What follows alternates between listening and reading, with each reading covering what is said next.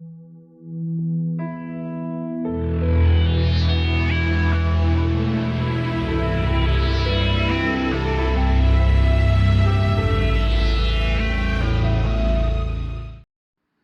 folks, today I'll be showing you how to make bow tie red pasta during lockdown. The ingredients over here is chicken, mushroom, spring onion, some tomatoes and onion. Mix it together. Enjoy.